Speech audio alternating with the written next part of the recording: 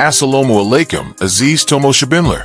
Bugun sizlar bilan O'zbekistonda juda mashhur bo'lgan avtomobil Chevrolet Damas 2026 haqida gaplashamiz. So'nggi kunlarda ijtimoiy tarmoqlarda Damas 2026 versiyasi haqida turli yangiliklar tarqalmoqda. Yangi dizayn, ichki qulayliklar va zamonaviy funksiyalar qo'shilishi mumkinligi aytilmoqda. Eng qiziq tomoni esa, uning narxi hammaga syurpriz bo'lishi mumkin. Chevrolet Damas yillar davomida O'zbekistonda eng ko'p ishlatiladigan avtomobillardan biri bo'lib kelmoqda.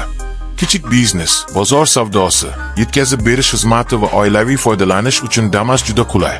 Shuning uchun ham 2026 yilgi yangi versiya ko'pchilik tomonidan katta qiziqish bilan kutilyapti. Avvalo, tashqi ko'rinish haqida.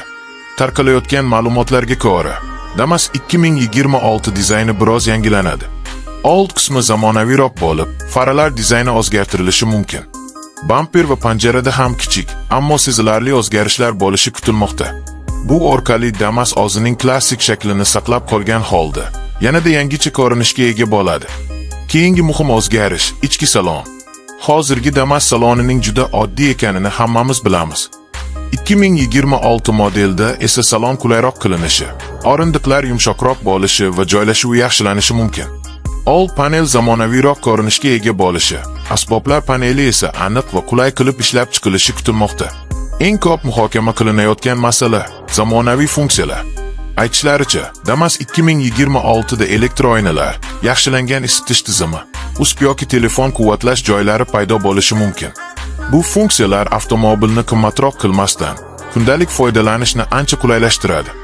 Xavfsizlik tomonlama esa xavfsizlik kamarlari va signal tizimi yaxshilanishi ehtimoli bor.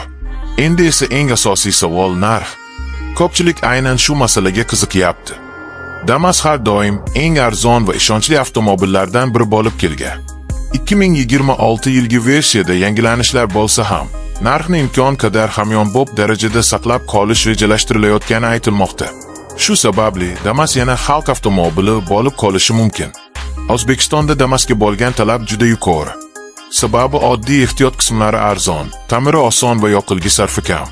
Aynan shuning uchun ham Chevrolet Damas 2026 bozorda yana katta qiziqish uyg'otishi kutilmoqda. Xulosa qilib aytganda, Chevrolet Damas 2026 katta ehtimol bilan tashqi ko'rinish, ichki qulaylik va funksiyalar bo'yicha yangilanadi. Eng muhimi esa, narxi ko'pchilik uchun qulay bo'lib qoladi. Agar siz yangi Damas olishni rejalashtirayotgan bo'lsangiz, bu model siz uchun juda yaxshi tanlov bo'lishi mumkin. Agar siz Damas 2026 haqidagi eng so'nggi yangiliklarni o'tkazib yubormoqchi bo'lmasangiz, videoni oxirigacha tomosha qiling, like bosing va kanalga obuna bo'ling. Vision Sprint siz bilan avtomobil olamidagi eng so'nggi yangiliklarni bo'lishishda davom etadi.